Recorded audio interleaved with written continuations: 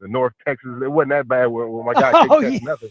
But it was but but there were times where we had to constantly keep building them up, and that's where culture and different dynamics come in. This is again where Lou Holtz was really shrewd, man. Where he might be the guy who was like would peck at you and do all that, but he had it around him with all the assistants that they were always, man, don't worry about that. The team's gonna need you. And so it was a way for the player. It was really it was genius. It was a way for him to get the player to kind of hate him for not being the best that he could be, but everybody else was surrounding him, and so he wanted to do well for the rest of the teammates. And so I guess Lou was like, man, I'll just be the lightning rod for all those deals. But I think it comes back to something like that where everybody's just doing their job. We need everybody to lift us up because again, if negativity and all those things was going to work, I mean, we'd be like I told you, I've been I've been on some of the negative teams ever, and they lost all the games, so we ain't won no national championship doing that. So it works the other way too, where you got to constantly because it's only a matter of time before somebody gets hot and you get one or two games, one or two catches, and it's off. And it's just like a basketball player, whether it's being a defensive tackle or being a wide receiver, you start seeing the ball go through the hoop a little bit one time, and then all of a sudden it's like, man, where did this come from? And that's kind of I think the thing that changed we're kind of talking about all year with practice, trying to see the results of this, and we talked about it in previous weeks, where a lot of times just because you had a great practice doesn't guarantee anything. You know what I'm saying? Sometimes it takes a couple weeks for these things to kind of matriculate and show themselves.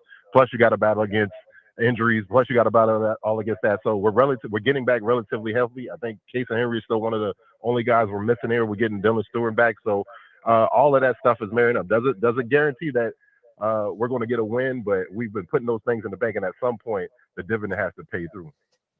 All right, we'll talk more with Langston Moore about this game tomorrow between South Carolina and Alabama, and also get his thoughts on Joe Flacco lifting his Bengals. We'll get into that coming up next. It is the post-game show live from Cregger Showrooms at the corner of Gadsden and Washington. Food from Coyote Grills, beverages from Savage Craft. We'll be hanging out here till 6 here on the game.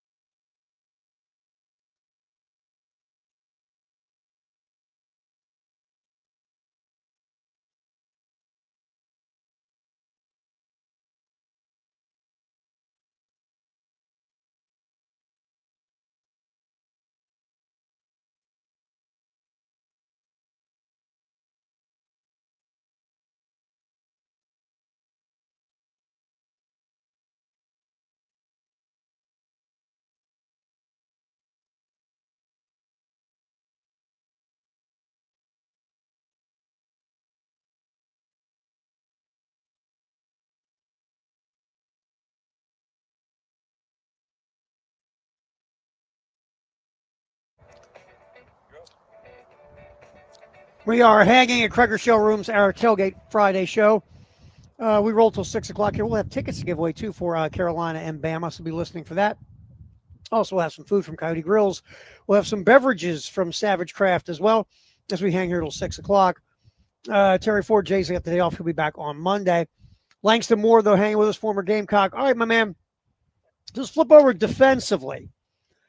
Alabama, Ty Simpson only gets pressured on 28% of his dropbacks, but out of the 50-some pressures that Alabama gives up, their tackles give up 25 of them. Now, last time I checked, Dylan Stewart plays the edge. That means he's going up against an offensive tackle who is giving up pressures. Brian Thomas has had a solid year coming off the other edge. Might not be Kyle Kennard, but still a solid year. So it feels like if you can make Ty Simpson uncomfortable, coming off the edge is where it's going to be. Correct, and it's crazy because maybe they're spending more time trying to figure out a way to get the offensive tackle, that split screen or a shovel pass or as a big dude, you love all the ways that they're trying to figure out a way to get there. Soon to be, he still got a year or two before he has to be he can be in the NFL draft, but they're trying to do everything they can to show how athletic he is, except maybe block and just be a really great offensive tackle. But even with all that, it's kind of boom or bust because you probably go back and look at all the offensive tackles that have come out, especially the real high level ones, Trent and all these other guys, they're so athletic a lot of times. Even Penei Sewell, it's like a basketball player. Their technique, they don't use technique, man, because I'm so athletic. And you thinking about that at like 340, 350 going against another supreme athlete like that, they lose their technique. But yeah, you still got to use fundamentals too. But point is, that's a great opportunity for us because again, Dylan Stewart, Brian Thomas, all those guys have, an opportunity for us to continue to kind of keep cracking and cracking at that rock, trying to figure out a way to get something to crack open and have a bust out game, things that we've been expecting all year. Good news that Dylan is obviously going to be playing this week.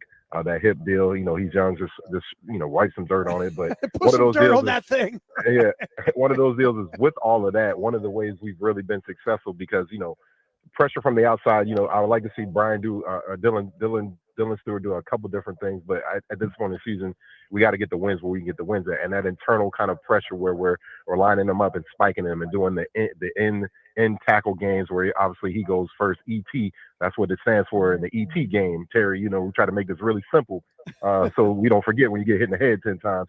But having a lot of internal pressures and internal runs from Dylan and getting that up in the middle and in the face of Ty Simpson, even though he has the ability to kind of escape to the outside. It's an opportunity for us to really get some pressure and get some other guys going. And then from there, you get one or two of those kind of sacks going. And I really, as they always say, Deacon Jones, a sack is one of the greatest things you can do as a defensive player. It's like you put the whole town in the bag and you beat them up. And that's where we got the term of sack from because it just obliterates the whole offensive drives. And usually most drives are stopped and they're in. They're just as bad as a turnover. So we need to get those because we've been living in the success our teams have had has been through turnovers. So we can't get those tips and overthrows, those fumbles. We got to start getting those sacks and those pressures. And again, Ty is not a guy who he has some legs. He does have some ability to move around and do all those different things. But getting that internal pressure, really getting up in his face from the defensive tackle center spot on is really, I think, something that's really going to be effective, especially against their passing game. Man, that Deacon Jones, that's when head slapping was legal, Langston. And Deacon Jones just smack you upside the head, knock you silly, run by you. Man, you're sitting there like you got CTE by the fourth quarter. Good God. All right. Question for you, sir, really quick. I know you play the interior. You didn't play the edge. Who was the toughest offensive lineman you ever went up against where you're like, damn, not this guy. He's killing me. Who was it? Oh, I mean, not killing you, but was just a parking stump. Was Larry Allen? I mean, he was just like a concrete. The things you see in front of a Waffle House to keep the inebriated drivers from going straight in there and getting their waffle that way. There is no drive-through at Waffle House. Sir, somebody told me there's a reason why we got all these traffic stops in front of to keep all the drunk drivers from driving through here. But no, that's Larry Allen. And again, on top of that, just besides just being as tall as he is wide, just had the feet to go with it and then had the temperament with it. The biggest thing you wanted to do is like just keep big fella calm. So it was like, try to make him get bored. One of those deals where like, man, he's not really interested in this guy, man. But when you challenged him, you got him up and you started, getting Larry get going. Like it's like a bowling ball. It's really hard to stop a car with no brakes rolling downhill. And that was Larry Allen. That's a very good description of him right there. You couldn't stop that once he started going downhill.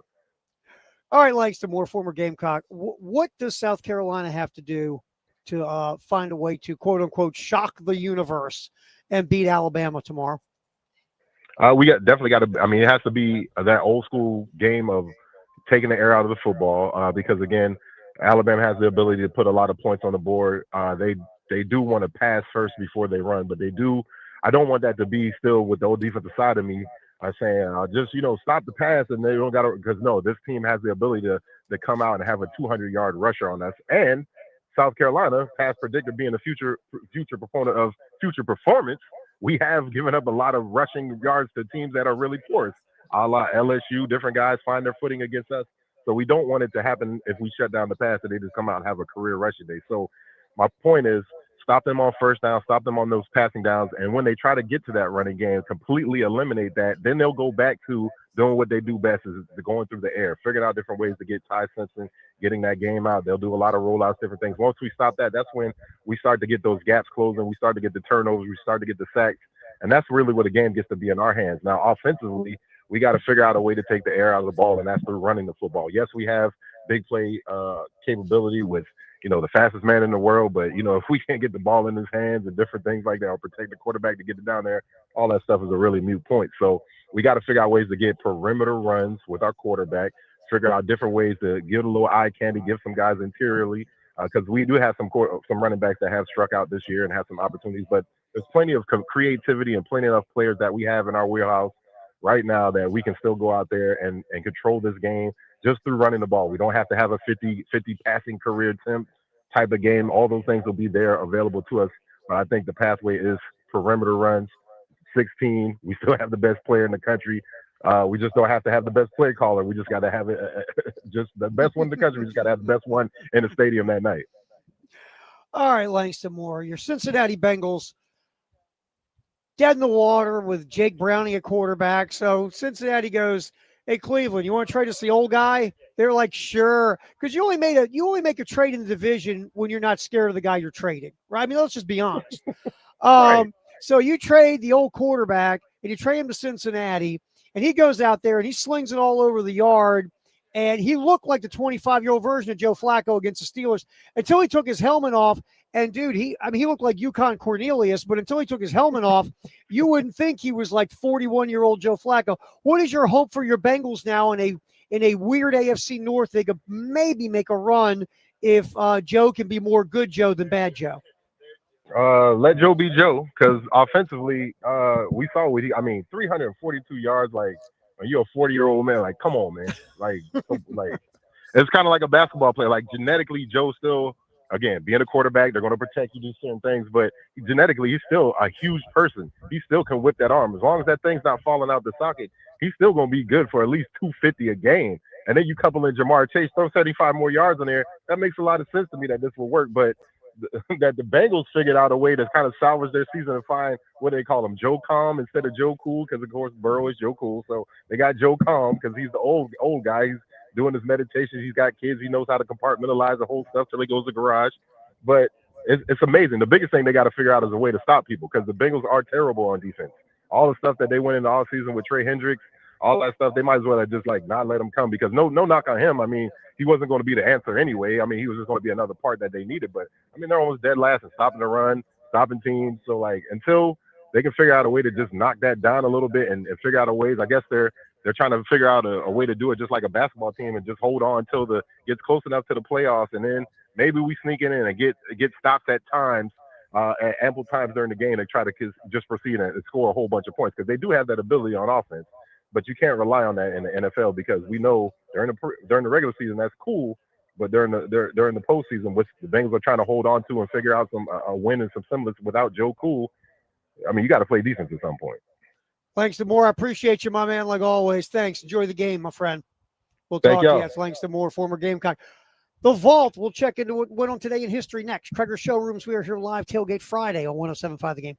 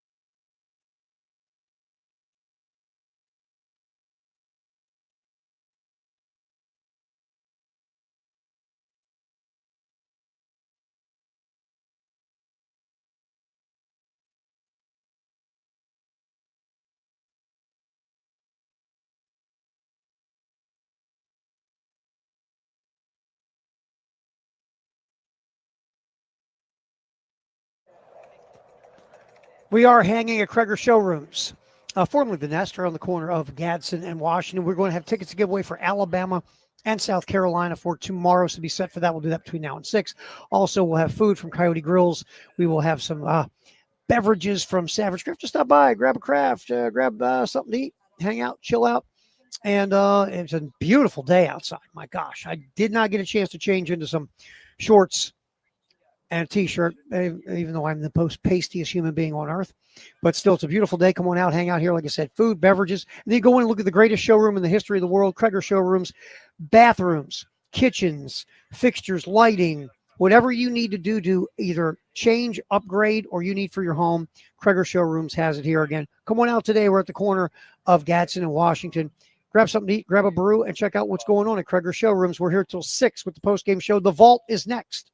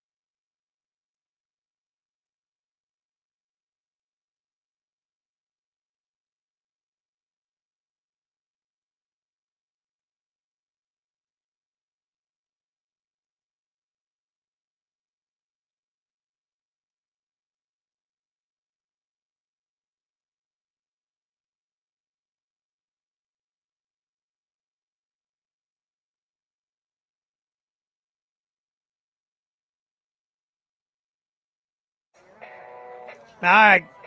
As we are live from Cregger Showrooms, our Tailgate Friday show. Terry Ford hanging with you. Jay will be back on Monday. All right, in the vault today, a few interesting things. This day, 1992, the Toronto Blue Jays beat the Atlanta Braves to win Toronto's first World Championship and baseball's first championship outside the United States. Of course, Blue Jays and Dodgers tonight will get it going in Game 1 of the World Series as Toronto looks for their third championship. On this day, 1998, Ricky Williams of the Texas Longhorns becomes the leading scorer in NCAA history, Division I history, 428 career points. He scored 2 touchdowns in a win over Baylor. And finally, Pablo Sandoval, Kung Fu Panda, becomes the 4th player to hit 3 home runs in a World Series game. The Giants, they take out the Detroit Tigers 8-3. In the series opener, of course, the Giants won the World Series in 2012. Giants won 3 World Championships in, what was it, an 8-year span, 6-year span? And so Pablo Sandoval, 3 home runs today. And the ironic part, again, Tony Vitello hired as a Giants manager, Tennessee Volunteer head coach. And he met with the media yesterday and said it was a selfish decision. We might have a cut or two of Tony Vitello we'll get to on the show. So that's the Vault, sponsored by Purple Wave Auctions. We always appreciate those folks and everything they do in the Midlands. Interesting little post on 3, posting up a comment from Molly McGrath of ESPN on her Twitter X. Quote from Molly McGrath, who's the sideline reporter for ESPN. She says, quote, Lane Kiffin, the Ole Miss head coach, told me he usually doesn't address coaching rumors in season, but because there's so much more football to play and there's so many bigger things to focus on, Kiffin is actually going to do things differently today in the team meeting. He's going to address the Florida rumors with his players. He's going to talk to them about it and say, hey, look, this is what happens when you win. This is a compliment to our players, our staff, our entire program. He wants to talk to his players about it because there's so many new guys on their team this year that haven't dealt with this kind of thing before. I got to think that's smart by Lane. I just think the world is what it is today. Ignoring stuff just festers it, right? Ignoring stuff, everybody starts to get their idea and their thoughts, and they start going in all these different directions in their head, right?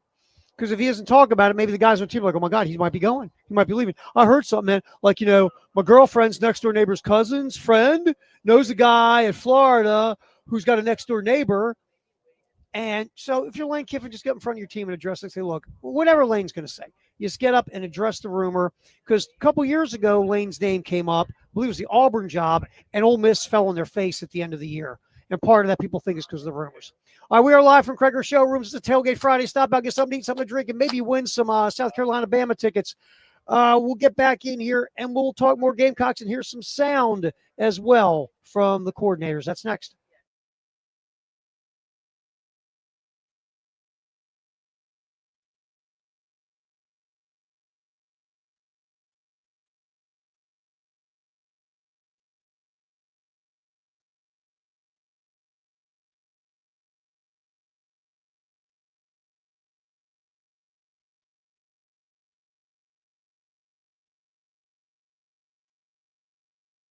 They come out to the house.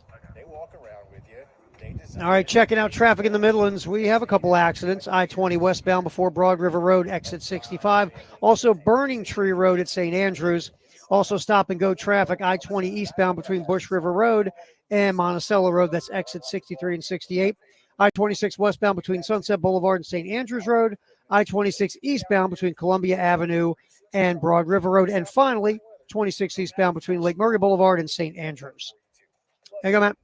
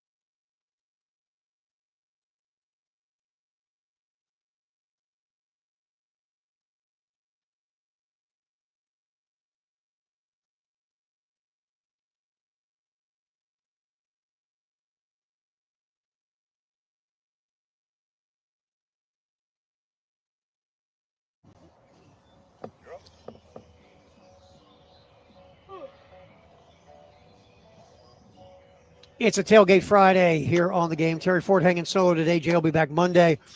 As we were just chilling, just hanging out. Man, it's nice out. Jesus, this is nice. This is nice. We have got food from Coyote Grills. Also, we have some beverages from Savage Craft. We're going to give away some tickets for South Carolina, Bama. I'll go do a little trivia. Now, I do not have the depth of knowledge that Jay Phillips does to do a little trivia, but we will do a little trivia this hour, and the first person to show up with the correct answer will win tickets for South Carolina and Alabama. Again, we'll do that. We'll do that here in this hour, so be set for that. All right, Shane Beamer's on Carolina calls last night. We're going to get to this in a minute. We talked about this with Langston Moore. If we're going to sit and look for ways for South Carolina to win this football game, and I put this up on Gamecock Central, first of all, South Carolina's got to play their best game of the season, obviously. Complimentary football, all the cliches, all three phases, complimentary football. You can't make mistakes. You can't beat yourself. You got to win the turnover battle. All that cliche stuff that drives you crazy. It's true on Saturday. And Alabama, to be fair, they have to play like against Florida State. If you look at the one game Alabama lost this year, first of all, Florida State ran for like 276 yards on them. Thomas Castellanos, the quarterback, ran for 60-some yards. Florida State basically punched Alabama in the lower extremities for 4 quarters. And Alabama just stood there and let them. Alabama, it was like Alabama showed up. And here's where some of the hope is. To follow me here. And I know in the words of that great philosopher, Preston Thorne, hope is not a game plan. But you hope that Alabama comes in with that same feeling they had against Florida State. Remember, that was the first game of the year. Florida State's coming off a 2-10. Alabama played like, these guys suck. They sucked last year. They'll suck today. We just got here. Just throw our helmets on the field and get a W. And Florida State went, oh, yeah, we're here to play. And I don't think Alabama was there to play. Alabama didn't think they're going to have to play. So hopefully some of that mindset, because where South Carolina's at right now at 3-4, and, what's going on in the LSU and Oklahoma games for the Gamecocks, hopefully Alabama will have that same feels, as my kid would say, that they had in the Florida State game and come in maybe not as, intense and not as locked. Hopefully that will be the case. And that would be great because Alabama's got to play like they did against Florida State, and South Carolina's got to put together a game for 60 minutes of consistent complimentary football without a lot of penalties, without a lot of mind-numbing mistakes once you get inside the opponent's 40 that have crippled this offense. If you can do those things, you have a shot. Then, like we were talking about with Langston, the Alabama tackles have given up pressures in pass protection. South Carolina has edge rushers who can take advantage of tackles if they're struggling. So maybe South Carolina gets some heat on Ty Simpson, even though Ty Simpson has been good against pressure. Ty Simpson's been good against everything. Pressure, blitzing, great and clean pocket. Fantastic when you don't blitz him. Ty Simpson's been good throwing the ball behind the line of scrimmage. Between 0 and 9 yards ahead of the line of scrimmage. Over 10 yards, over 20 yards. Ty Simpson arguably has been the best quarterback in college football this year. The weapons are good with Bernard and Williams, but I'll say this, Ryan Williams has 6 drops this year. So he's been a little butterfingery when the football's been thrown to him. But I'll say this, here's the other side of that. You better cover Williams deep. In balls over 20 yards, Ryan Williams has had the ball thrown to him 7 times in those situations. He's caught 6. So look for Alabama to take some shots down the field to Ryan Williams against South Carolina coverage, whether it's the corners, Cisse and Judge Collier. Could they line Williams up in the slot to try to take advantage of Jalen Kilgore or of Akari Swain or whoever? Could it happen? Sure. But they're going to take a shot or shots with Williams down the field. And hopefully he'll drop it because he's dropped 6. Alabama, not a rugged running team. I mean, Jam Miller has had he had one 100-yard game this year, and they've had some games where they've run efficiently, but that's not Alabama's vibe. They want to get the passing game cranking with Ty Simpson and those receivers, and they've got a depth of quality pass catchers. The offensive line is better in pass protection than it is run blocking. Alabama has made every big play they needed to make since losing to Florida State. They were tied with Vandy at halftime, pulled away in the second half. The Missouri game was a close one-score contest. Alabama made the plays. They had a fourth and like it was like a 3rd and 19 they hit on in that game. It was a huge play in the game against Missouri. They have been in close contests and have found ways to win ever since losing to Florida State. So they've been making every play. You hope on Saturday that good fortune can run out a bit. And maybe they can be bad on third down. Maybe they can miss a fourth down conversion, which is just like a turnover. And Alabama hasn't turned the ball over much this year. Maybe they're due for a game where they give a couple away. You have to, at the end of the day, look at these type of situations so you'll have a shot and an opportunity to win the game. And again, the flip side for South Carolina is don't do the things you've been doing this year that have caused you to bog down inside the opponent 40. Just don't do it. The penalties are killers. The sacks are killers. If you can run the ball, that would be great because, again, in Alabama's loss to Florida State, they were run on. Mobile quarterbacks are successful running the ball against Alabama. Last time I checked, Lenore Sellers is a pretty mobile quarterback. Use his legs in the run game. Have him affect this defense. Alabama's loaded with talent on both sides of the ball. Have they been as dominant as Ohio State? No. But, again, they've only lost one game all year. All right, let's get to some Shane Beamer from Carolina calls there, Edberg. First of all, Casey Henry, we know, is out for the year. The starting right tackle, dislocated shoulder, he's done for the season. Besides that, though, this is a very healthy team, and according to Coach Beamer, it was a good week of practice. Cut 6, Edberg. We did get healthier, certainly. Probably we're the healthiest we've been since probably the Missouri game, which is a great thing. And then we did, proud of the way that our guys responded. Last Saturday was nowhere near good enough and just a really, really, really disappointing day for a lot of reasons. And, you can look at it from a 30,000-foot view and understand kind of the why of what happened on Saturday. And thankfully, it's all fixable. And we got a lot of great people in our program that care and went right back to work on Sunday and preparing to be better this Saturday. So pleased with the way the week's gone, pleased with the way that we've gotten healthy, and looking forward to being out there on Saturday afternoon and competing again. So the good news is this team is, to be in week 8, or your 8th game, I should say, and be this healthy, that's rare, man. There's been some injuries on the offensive line this year, but right now everybody's healthy but Case and Henry, it feels like, pretty much, for this football team. And you never hear a coach say this before a game. Man, we've had a crap week of practice. What an awful week of practice. Oh, my God. Usually after the game, and if you lose, you hear this, we really didn't practice that well this week, so maybe we should have saw this coming. Or you'll hear this, we had a really rough week of practice, so I was surprised how well we played. But you never hear right before a game a coach go, man, this was an awful week of practice. So hopefully a very good week of practice. You're healthy, and you can get charged up and get ready for an Alabama team coming in here on a heater. All right, look, this has not gone the way anybody was hoping it would go or expecting it to go this season. It's been a disappointment, obviously, to this point. Can it turn around? Sure. Here's Shane Beamer. Let's get cut 7, Ed Bird. What does it take to turn this season around again? Cut 7. I think for one, it starts with the people that you bring into your program. And we've got great young men in our program that care and are working really, really hard. They're invested, and it's important to them.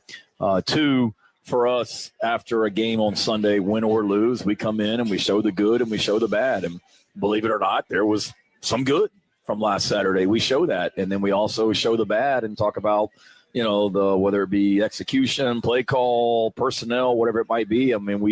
We have open and honest team meetings, and that's what last Sunday was, like every Sunday.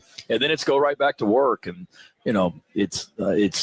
it's big picture, but it's life, and you're going to deal with adversity, and you're going to have tough times, and you don't just, let go of the rope and give up. You just continue to compete. And our guys want to, and they're working really, really hard to get it right. And that's what they've shown this week. And that's what we do as coaches. And, I kid a minute ago when I said team psychologist, but that's part of it, because you're dealing with 18, 19, 20-year-old young men that outside our building, there's not a lot of positivity right now in regards to what they're hearing in regards to how they're playing, how we're coaching their coaches, their teammates and everything. So you've got to do a great job of keeping those guys up. And it's not hard because of how much they care and how much they want to get this right. That is an interesting point at the end, because, the world we live in, when someone says, "Oh, I don't hear anything," well, you're lying. You just are. Because to truly not hear anything, you can't turn on a radio. You can't turn on a TV. You can't look at social media. You can't look at the internet. And if you let's say you do all that, then you're going to have your buddy, dude. Do you hear what they're saying about you guys? Whoo, it ain't good. So it's tough to get away from the noise. So if you're Shane Beamer and that coaching staff, yeah, you've got to be Dr. Shane Freud and, work on the psyche because this thing has not gone the way anyone has expected it to go. And we don't have the cut ready right now, and I won't tell Ed Bird to run around and look for it. But Rodney Newsome, offensive lineman, said this week when he met with the media, he's like, look, we know we're not playing well. We get our offensive line, we're not playing well. We know that. And when you know you're struggling, and then the whole world is going to talk about how you're struggling, and some people are thinking that's the reason that this football team is being held back. And there's some folks who believe the only thing troubling this offense is the offensive line, and whether I think it's a little bit more than that, but there's some people who just point at the O-line. So if you're Rodney Newsome and you're playing that offensive line, you're in your early 20s and you're trying, but you know that there's a lot of angst in town and in the Midlands. If you're Shane Beamer, you've got to be a psychologist, man. You just do, and your coaching staff. And you're also, like Shane said, you're also dealing with the criticism of. I mean, look, it's out there. Mike Shula has been getting massively criticized, the offensive coordinator, for this struggling offense. And again, you're the leader. The buck stops with you. So, these players are hearing that as well. So, yeah, you've really got to be like a psychologist to your football team.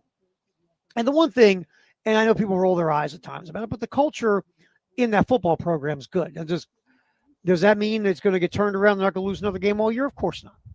Last year, they won a 6-game heater, but there's no guarantee it'll happen again this year. And November Beamer's a thing. This team has always played its best football under Shane Beamer in November.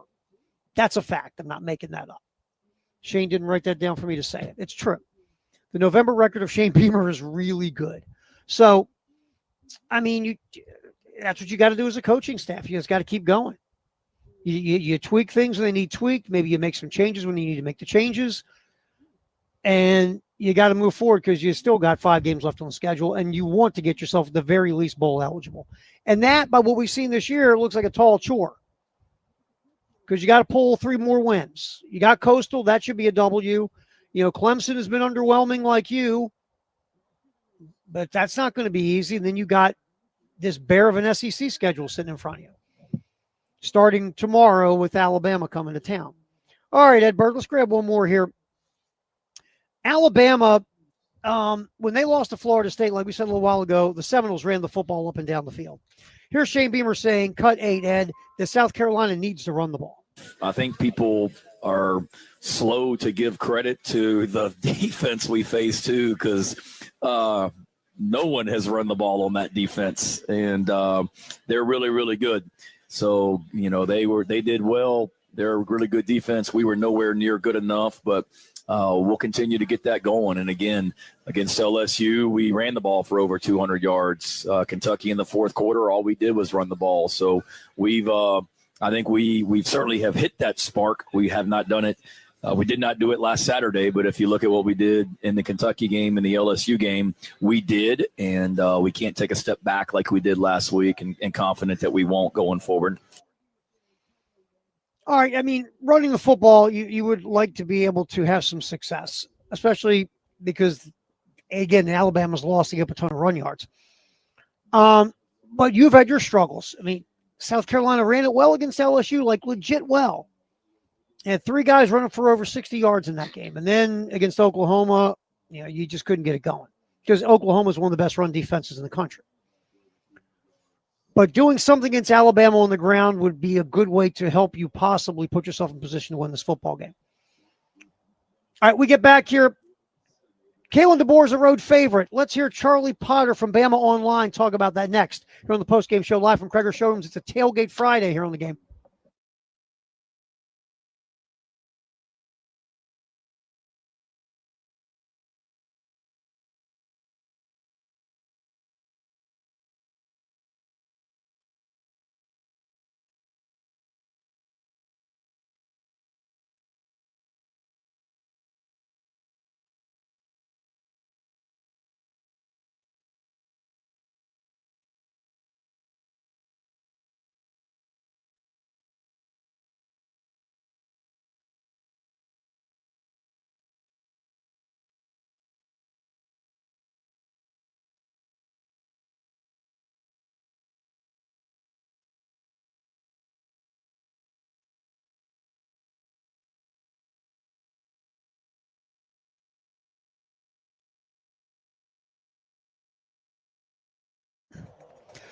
We are hanging here. It's a Tailgate Friday. Cregger Showrooms, formerly The Nest, right here in the Vista corner of Gadsden and Washington. You can come out here, grab yourself something to eat. Also grab Savage Craft. And we're going to give you a chance to win South Carolina, Alabama tickets this hour. We'll throw a little trivia question. First person to show up to get it right will be the winner. So stop in. It's a beautiful day. You can hang inside at Cregger Showrooms, or you can hang outside, wherever you want to go, and you can check out the showroom, which is fabulous. Let's say you need new appliances. You name the appliance brand, it is here at Cregger Showrooms. Wherever your budget's at, they can fit it for you at Cregger Showrooms. So you can stop by today, grab something to eat, grab something to drink, and check out the showroom. Maybe you need, again, new appliances for the kitchen. And they're always available here at Cregger Showrooms to help you out. You just call, you set an appointment, you come in, you tell them what you're looking for, your dreams, your goals, your visions, your budget. They'll make it happen for you. It's a Tailgate Friday at Cregger Showrooms on the corner of Gadsden and Washington in the Vista on the game.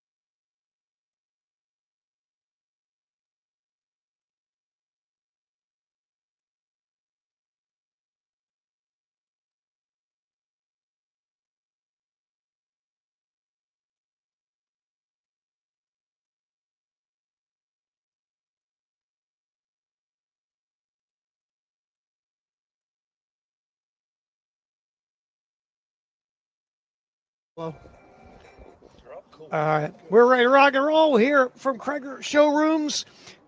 Graham's here without the dog, without the man purse. I didn't recognize him without the dog and the man purse. So I was like, oh, it's Graham, my man Graham. The whole crew is here at Cregger Showrooms. We're doing our Tailgate Friday from 3 to 6. We have, again, food off Cody Grills, Savage Craft with some beverages. And we're going to give away some tickets for South Carolina and Alabama. We'll get a little trivia here in just a little bit. And 5:15, Conrad Van Order from Jackson, Birmingham is going to jump in with us and give us a little lowdown on the Crimson Tide. Now, Charlie Potter, Bama Online, was on with the crew yesterday between noon and 3. And there's one cut I want to get to, or a couple cuts here.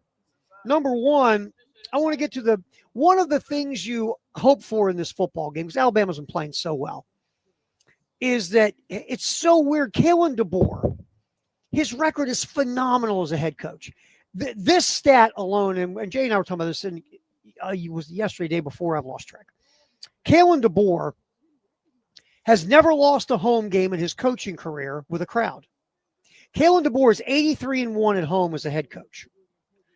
Only loss was during COVID. Nobody was in the stands. Kalen DeBoer, as a road underdog against ranked teams, is phenomenal.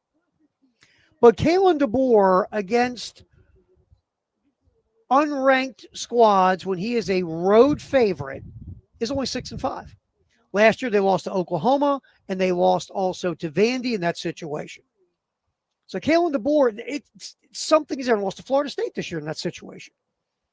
So let's get to Charlie Potter. Cut 2, Edbird. DeBoer is a road favorite. Let's hit it. Yeah, if it's not on their mind, it's been asked a bunch in press conferences because this was kind of the model for the game that they struggled with last year. Because you mentioned Oklahoma, you mentioned Vandy, but the bowl game against Michigan, Michigan was a depleted team, and that was a game away from Tuscaloosa, and Alabama lost that one in Tampa. So this is kind of the stain on last year's season. This is where this team kind of fell short. And you look at Alabama right now, they've played 4 straight ranked teams. So they've went through a gauntlet. The good news is they don't have a team to overlook next week. They have a bye week next week. And Kalen DeBoer and these players have said all the right things. They have been adamant that they are still in a tough stretch. They're not out of that yet. They're including South Carolina in it. And I think they know, too, something that helps is South Carolina played Alabama really tough last year in Tuscaloosa. They know how dangerous Lenora Sellers can be. So this is a situation where South Carolina's not going to sneak up on them by any stretch of the imagination. I do think that they don't need to look at like the box score or some of these final scores from the games.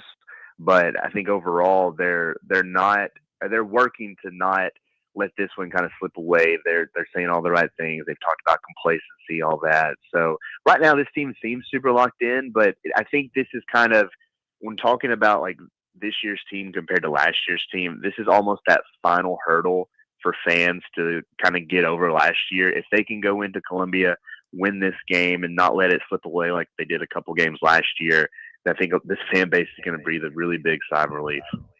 Interesting angle from Charlie Potter about this. About basically last year and the beginning of this year with Florida State, and then Potter brings up the bowl game against Michigan. I just don't count bowl games anymore unless they're college football playoff games. That Kalen DeBoer's teams against opponents that they are looked at to be quite superior on paper against, they have struggled at times. But Charlie goes, hey, they remember what happened last year when, look, again, I will say it, and it's one of those things you can't go, I've got definite, like, solid proof. But South Carolina last year was the better team for the last 3 quarters of the game against Bama. Remember, the Tide scored 2 touchdowns early, got up by multiple scores, and then South Carolina came back, took the lead. Then they were going in where the Gamecocks to stretch that lead. That's when Lenora Sellers had the fumble. But South Carolina had ample opportunities in the fourth quarter of that game to win, and they just couldn't get it done. Now, according to Charlie Potter, Bama remembers that game. And they have enough guys on this team who went through that experience last year, so they know how good South Carolina is and can be. Now, but the flip side of that, because we got to look at both sides of this coin. Now, South Carolina lost a lot of dudes from that game. They lost Kyle Kennard, obviously, no longer here. Demetrius Knight, no longer here. The entire rotation of the defensive interior, gone. Nikki Manwari, gone. O'Donnell Fortune, gone. Other side, Rocket Sanders, gone. Torricelli Simpkins, Vershawn Lee, gone. But you still have some guys like, Dylan Stewart, Lenore Sellers, a few other players who were around last year for this, Judge Collier and Jalen Kilgore. So there are players who were on that field in Tuscaloosa who played Alabama toe-to-toe. So that's a thing, too. We can't forget that. That's a thing, to be fair. But at the end of the day, it's just, South Carolina has to plug in pieces that they lost from last year. And so far this year, it's been a mixed bag. I think Brandon Cece has been phenomenal at defensive back at corner/nickel. I think that Gabriel Brownlow-Dindy when on the field healthy, has been a nice contributor. I think Nick Barrett he's held his own on the interior as well. I think that, the linebackers are young, they're inexperienced, but they've had some good moments. They've had some, not so good moments. Other side, offensive line wise, obviously it's been a huge disappointment in 2025. The wide receivers haven't popped like we thought they would.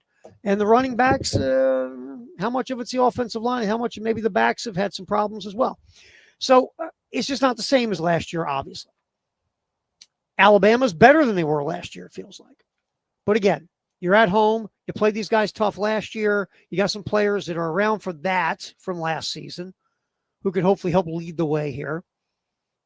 And again, you have talent, but you have not played up to the level of your talent this year, and that's been a huge issue. All right, we'll get another piece from Charlie Potter about what has happened since the Florida State game for Alabama, because I think that's interesting. And we'll continue getting you ready for the Gamecocks and the Tide. Again, 10:30 pregame, we get going over at Jay's Corner tomorrow morning. 12:30, we hand off to the network with Chris Miller and those dudes. And then we will go to Todd and Tommy and the play-by-play as South Carolina takes on the Tide. 3:30 kick at Williams-Brice. You can hear it right here on 107.5 The Game. Again, we'll get back in here live from Cregger Showrooms in the Vista, and we'll hear another cut from Charlie Potter. This one, Potter talking about what has happened since the Florida State game, goes Alabama hasn't lost since. Post-game show, a Tailgate Friday. We're here till 6, giving away Bama tickets and South Carolina tickets soon here on The Game.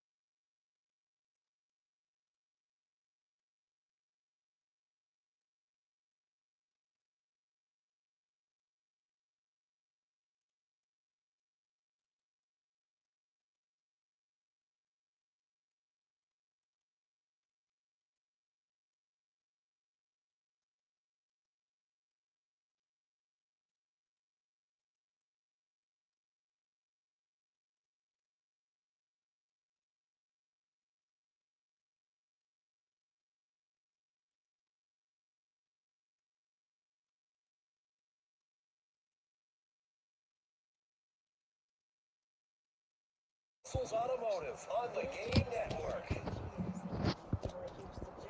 All right, got to check the traffic. See what's going on the roads. Our first check for the afternoon. So far, we got a couple accidents to get to. As soon as I find them on my phone, I'll get them to you. I'm so prepared at times. Like I'm sitting there looking at craft beer. All right, I-20 westbound before Broad River Road, exit 65, Burning Tree Road at St. Andrews. Stop and go traffic. I-20 between Bush River Road and Monticello Road. That's exit 63 to 68. A bunch of slow traffic on I-26 eastbound between the Columbia Avenue and Broad River Road, exits 91, 97. Between Lake Murray Boulevard, exit 102, and St. Andrews, exit 106. Yeah, so we got a little slow traffic, couple accidents. Besides that, just find the back roads for your Friday. Get home.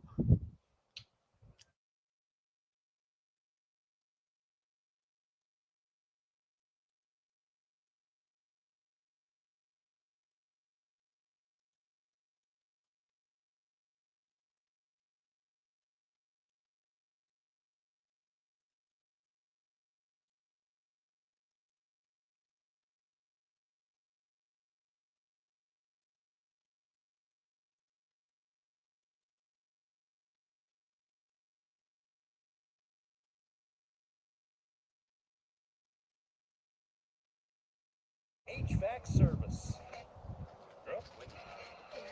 Now we're rolling up until 6 here at Cregger Showrooms. The Tailgate Friday. Jay's not here, but Terry Ford hanging out.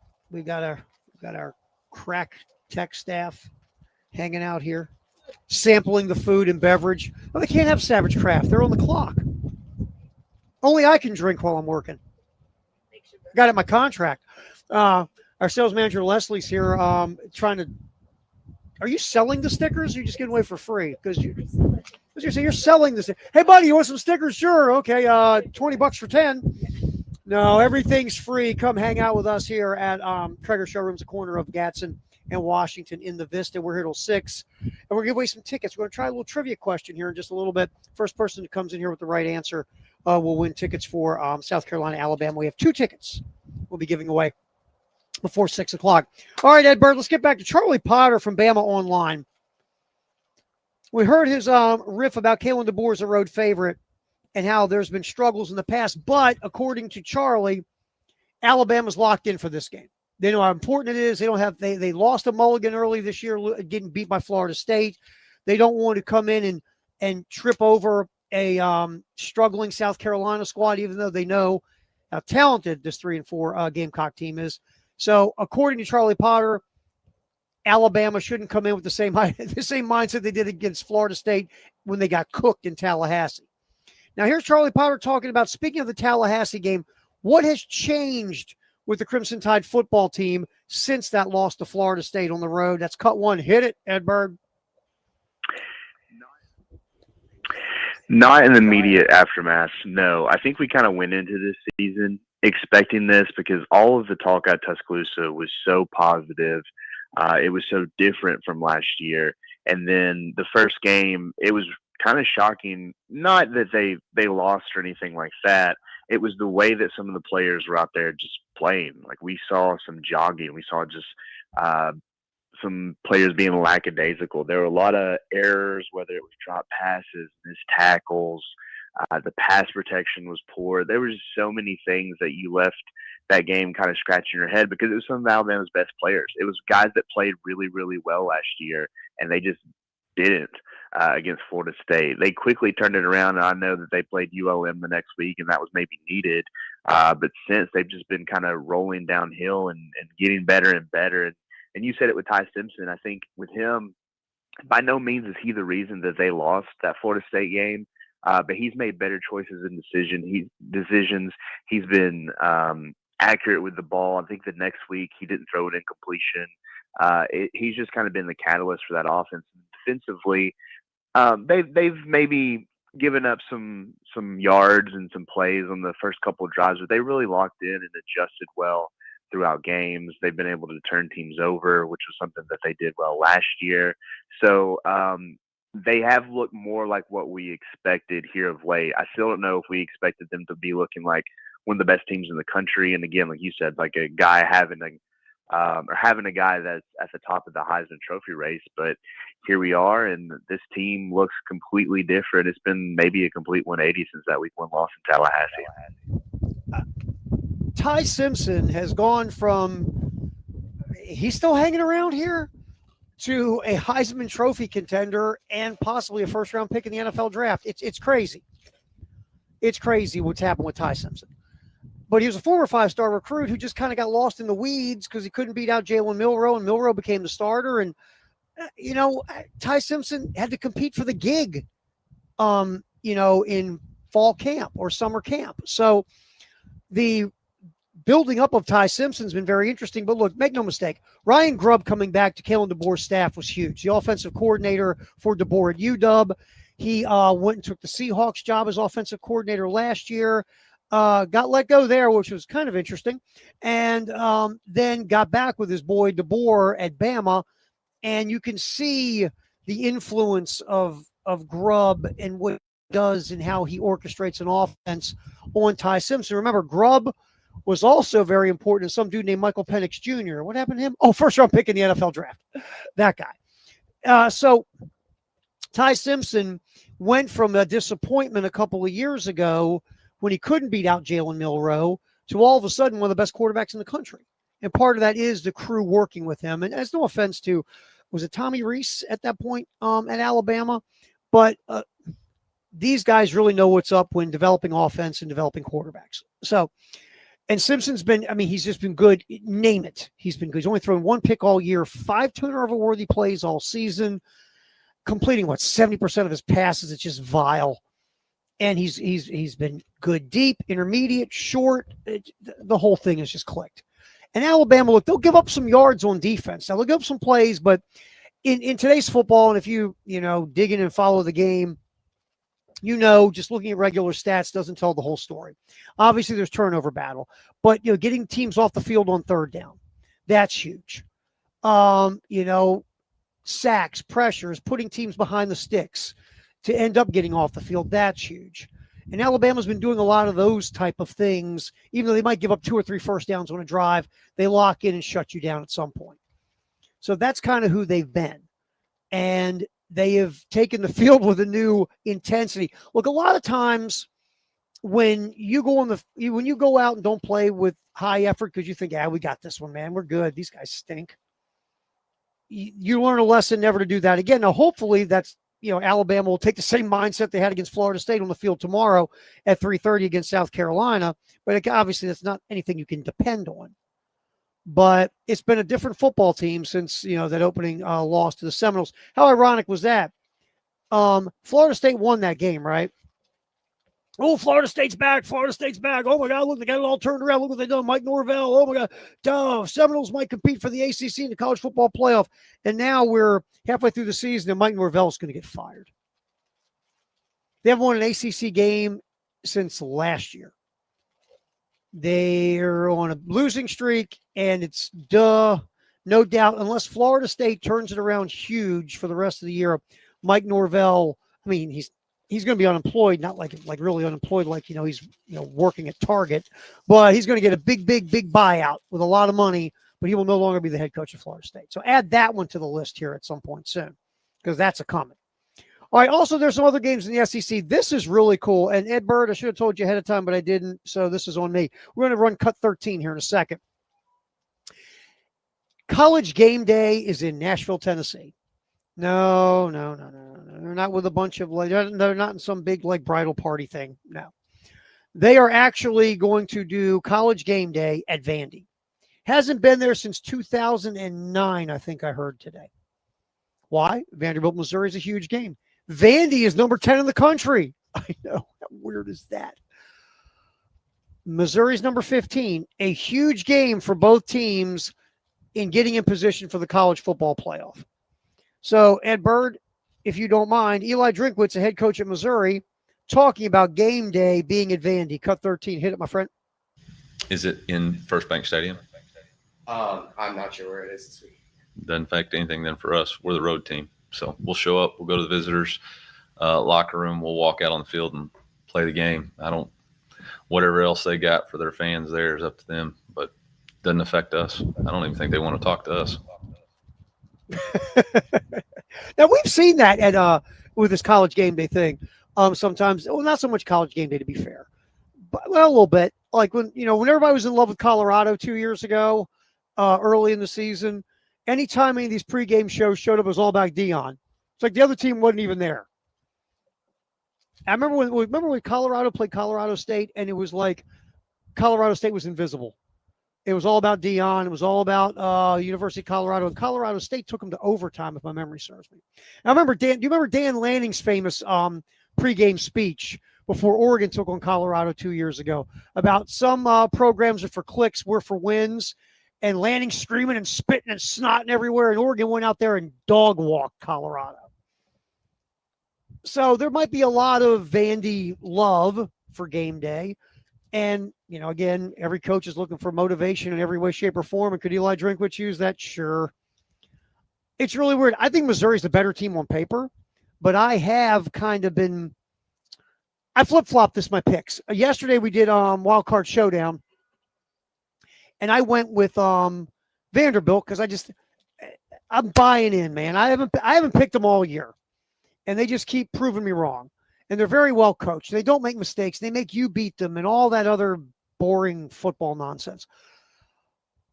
So I took Vanderbilt yesterday, and today we do our picks for Gamecock Central. I said, wait a minute, Missouri's a better team on paper. I think we'll take Missouri. So I don't know what I'm doing. Anyway, we'll pop back in here. More Shane Beamer from Carolina Calls. Staying away from tackles for loss against this Bama team. We'll hear from Shane next. We're live from Cregger Showrooms. It's a Tailgate Friday till 6 on the game.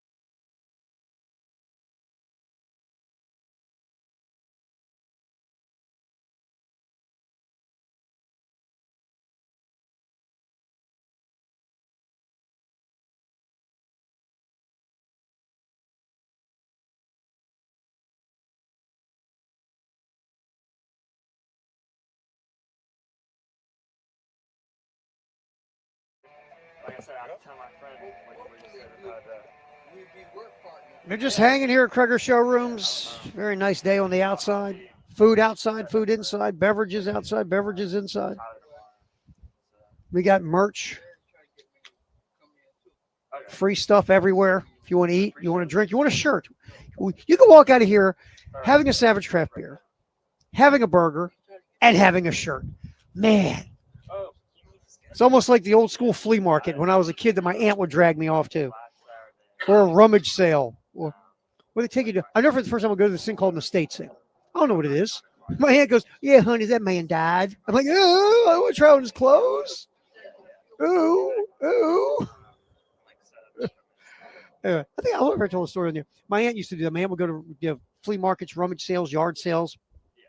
And I was like, I don't know. I was in high school. And she always bring me like the ugly stuff, like bring a cardigan sweater for me to wear in July or something. And a big wool thing made me itch. And my dad would go, put that thing on. Your Aunt Beulah's coming in. But Dad, it's August. Put it on, but I'll itch. Put it on, make Aunt Beulah feel good. So one day she brings me like these clothes from a yard. So they actually were decent looking. So she goes, try the shirt on, honey, see if it fits. Sure. So I'm putting the shirt on, I put it on, and it fit and it felt good and it looked okay. And I'm like, all right, I can deal with this. She goes, yeah, I got that. It was a yard sale this morning. I got that. Yeah, this man died. Matter of fact, I think they said he died in that shirt. So I'm taking it off. I'm thinking I'm going to have some creepy horror movie thing where this guy's like dead spirit's going to jump on me or something. So anyway, that's my aunt yard sale story. My dad would go, put the shirt on that dead guy. Your aunt's coming on over. Make her feel good. Put on that dead guy shirt. I'm like, oh, my God. So anyway, I don't even know why I started this conversation. We're here at Cregger Showrooms. All right, here we go. Here's your trivia. Obviously, this is the 15th anniversary of that huge 2010 victory of South Carolina beating Alabama at Williams-Brice. You know, Marcus Lattimore had a nice game, ran for 93 yards. Steven Garcia was phenomenal, 17 of 20 for 201 yards and 3 touchdowns. In those 3 touchdown passes, 2 went to Alshon Jeffrey. Jeffrey caught 7 balls for 127 yards in that game. Who caught the other touchdown pass? You come here, you have the correct answer, you get 2 tickets to go see Alabama and Southern Cal. Who caught the other touchdown pass? Alshon Jeffrey caught 2. Someone else caught 1. You can't call. You can't text. You can't tweet. You can't Facebook. You can't Instagram. You show up here at Cregger Studios, the corner of Gadsden and Washington. Come up and say, hey, I know the answer. If you got it right, you'll get 2 tickets. That's simple. And we're here till 6. So there you go. Again, besides Alshon Jeffrey, who was the other Gamecock that caught a touchdown pass in that iconic 2010 victory over the Alabama Crimson Tide at Williams-Brice? All right, we're getting ready for tomorrow's game against the Alabama Crimson Tide. Again, we get cooking at 10:30 at Jay's Corner. 3:30 kickoff right here, 107.5 The Game in Columbia, and our affiliate 100.3 The Game in Myrtle Beach. All right, Ed Bird, let's hit that cut 9. One of the issues is to stay out of long down and distance. Unfortunately, South Carolina has been averaging 3rd and 9, 3rd and 10 all season. You want to stay out of that. 3rd and shorts could be your friend. Keeps the chains going, keeps the defense guessing. So here's Shane Beamer on Carolina Calls last night talking about staying out of those situations by staying away from tackles for loss. Yeah, it's huge because if you're having those tackles for loss on early downs, that's when you end up in 3rd and long situations that aren't good for any offense. And you have to be more efficient on 1st and 2nd down. You've got to be able to, protect and block. And if they're bringing more people on pressures than you can block, you got to be able to, get the ball out of your hands and be able to throw it on them. So it's a combination of everything. And then defensively, that's something we've got to continue to do a good job of. Also putting teams behind the chains, behind the sticks, so they can get in 3rd and longer situations. And then we can get our, pass rushers and those guys to go do what they do best. So, 1st down is huge every game, 1st and 10, and it'll be no different on Saturday. We've got to be able to put opposing offenses behind the chain, 2nd and long, and then we've got to be able to be more efficient on 1st down than what we've been and stay ahead of the chains and get it to 2nd and manageable. All right, so yeah, look, 1st and 2nd down, obviously the key to stay out of 3rd and long. Yes, absolutely. And, again, we talk about this. We have these conversations about, we all play offensive coordinator, right? Because, hey, who hasn't played Madden? So at the end of the day, we all, you look at it, you say, okay, pass rush isn't great. I mean, the pass protection isn't great. You get the ball out of Lenore Sellers' hand quick, short passing game, get Lenoris out in space, roll out bootlegs, some design runs from your quarterback, use your strength, things of that nature. Hopefully those are the things that can keep South Carolina ahead of the chains and be more efficient on offense. And we'll get into more of that in the 5 o'clock hour. Up next, the 5 o'clock news sponsored by our buds from Integrated Media. We're here at Cregger Showrooms. We are rolling our tailgate show up until 6 right here on the game.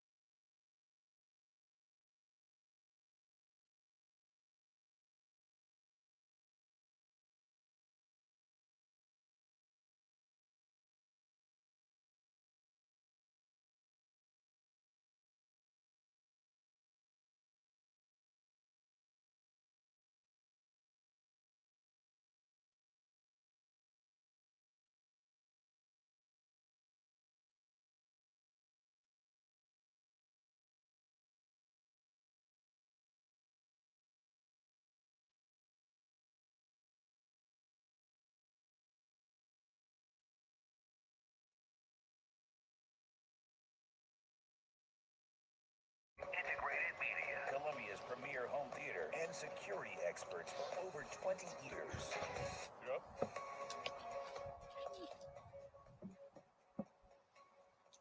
All right, 5 o'clock news sponsored by our Buds Integrated Media here on 107.5 The Game.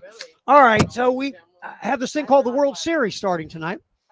LA and Toronto, obviously Dodgers are a huge favorite. But look, baseball, it's so kooky, especially the way the game has evolved into a bullpen fest that like anybody can win a 7-game series. It's just the way it's become. The Dodgers should win the series. They have a much better starting pitching, more depth in their lineup, but their bullpen's a little leaky, but so is Toronto's bullpen. They're both leaky, which is kind of weird in a visual, but they're both leaky. I think the Dodgers win, but nothing surprises me. Could the Blue Jays grind and get it and win a series? Sure, they could. I mean, we've got instances all over baseball in the last 10 years where teams who have no business winning series win series in the playoffs, whether it's division series, ALCS, NLCS, World Series. It just goes down that way. The Dodgers, though, what I like what the Dodgers did in the postseason, they've done it so far, and really it's out of necessity because their bullpen has been – that's a baseball term. They've been using their starting pitching deep in games. And the Dodgers, now healthy, have phenomenal starting pitching and a huge starting pitching advantage over Toronto. And Dave Roberts, to his credit, oh, thank you, Dave Roberts, has said, you know what? I got really good starters. I'm going to use them. Forget pitch counts. Forget this and forget that. Forget modern baseball. Get your butt on the mound until I take you off of it. And that's what Dave Roberts has been doing with his starters, and his starters have been fantastic. And the Dodgers are back in the World Series, even though they were kind of for the last few months of the year. I will say this, and I'll always say it. Nobody's going to change my mind. Elite starting pitching is still a paramount piece of the postseason. If you have it, you need to lean on it. And if you lean on it and get it out of their head when they get to 100 pitches, its sirens are going to go off and an ambulance is going to take them off the mound and say, look, it's a postseason. Go pitch. You can still have an advantage in the sport of baseball in the postseason. I will stick with my philosophy of the reason baseball has gotten so kooky in the playoffs is because so many managers are so married to the analytics they use in the regular season that they will incorporate it in the playoffs. And they'll pull starters way too early and go deep into these bullpens. And bullpens are flaky. When they're good, they're really good. And when they're bad, they kill you. And the Dodgers have a huge advantage in starting pitching. That's why if Dave Roberts continues to do what he's been doing with his starters, I think the Dodgers win the series. That's simple. And plus, I can't root for Canadians. I'm American. What is up with that? We're Americans. I have a shirt saying American University. I'm such an American. Yeah, I spent $28 for this stupid thing. Anyway, I'm an American. Give me some patriotic music, Ed Bird. We're going with the Americans. Go Dodgers. We're Americans. Anyway, I think the Dodgers win the series in 6. All right. And I'm bitter. I was rooting for Seattle to beat Toronto anyway. Bo Bichette, who was very important to the Blue Jays offense all year, but has not been playing in the postseason because of an injury issue, will start at second base and back cleanup for Toronto in Game 1 of the World Series. We're rolling the 5 o'clock news, sponsored by our Buds Integrated Media. The Philadelphia Eagles will be without their wide receiver, A.J. Brown, against the Giants. Brown is it's been a weird year. Brown has been not happy with the amount of targets he has been getting in the Eagle offense this year. The Eagle offense has been weird. You got a new offensive coordinator, and it just hasn't clicked. It hasn't worked. Offensive line hasn't been as good. They can't get Saquon Barkley going. And Dan Orlovsky did a great breakdown of the Eagle passing game a couple weeks ago, showing the issues and the problems, and it got better, obviously, last week in their when they got their W, I believe, over Minnesota. Brown and Devontae Smith both had big games catching the football. But Brown hasn't been happy with his role all year. And he's going to what we do in our world today. You go, where else you go? You go talk to your coach? No, you go to social media. And Brown has gone to social media with cryptic tweets and social media posts and stuff like that. And now Brown will be out for the Giant game with a hamstring. Now, I'm not saying his hamstring's not hurt. Looked good last week when he caught, 127 yards worth of passes and 2 touchdowns. But it is interesting that all of a sudden there's a hamstring issue. Because, you can always have a hamstring issue and you can't really see it on an x-ray or an MRI or a CAT scan or anything. Hamstring, quad, calf. I don't know, I'm just throwing it out there. And there's talk of, does A.J. Brown get traded? No, you don't trade A.J. Brown if you're the Eagles, unless you have no choice. Unless you reach a point in the intersection of this relationship where you have to go, we got to move on. Because A.J. Brown is a hell of a player. And the Titans turned the corner and crashed and burned as a football team when they traded A.J. Brown. So A.J. Brown's a difference maker. And he's a diva. These wide receivers are divas. That's who they are. They just are. And with A.J. Brown, his divaness, he says, is out of his frustration that he's not getting more targets to help the team win. But also, you know how you get contracts and get a lot of money? Stats. Bigger your stats, bigger your paychecks. Just saying. But anyway, so A.J. Brown, hamstring injury, will not play against the Giants on Sunday. Speaking of the Giants, Brian Dable, Cam Scatterbo, all fined over the Jason Dart exam. Violations of the concussion protocol surrounding the evaluation of rookie quarterback Jackson Dart. The Giants were assessed a $200,000 fine for violating the protocol. Dable fined $100,000. Scatterbo $15,000. For ready, conduct detrimental to the league. like the league is going to end over this. Conduct detrimental. That's a little over the top. Conduct detrimental to the league. Basically, during an October 9th game against the Eagles, Dart grabbed at his head on the ground after taking a hit after a sack. After Dart was taken to the blue medical tent for evaluation, Brian Dable appeared in the tent, poked his head in. Scatterbo also poked their head in the tent. Dable was later seen talking in an animated fashion to the team physician, basically saying this, ready? You got to put Dart back in the game because, hell, we don't want to play Russell Wilson. Dable was talking to Dr. Scott Rodeo, that's his real name, on the sideline while awaiting word on whether Dart would be cleared to return to the game. Coach said he wanted to find out if Dart was okay and decide whether or not to call a timeout, potentially go for it on fourth down. The league and the players union said in a joint statement that Dable and Scatterbo entered the tent creating a, quote, perception that they were interfering with Dart's exam. Okay. And the most ironic part of this is the NFL really doesn't care. All of this concussion protocol and the blue medical tent and all this other mumbo jumbo is because the NFL doesn't want to get sued anymore by players. It ain't about health. If you cared about health, you wouldn't have Thursday games, which last time I checked, let's see, Sunday, Monday, Tuesday, Wednesday, 4 days after you played it. After you've had 3 hours of head-on collisions, you're going to go do it again in 4 days. I don't think that's very good for your health. But anyway, I digress.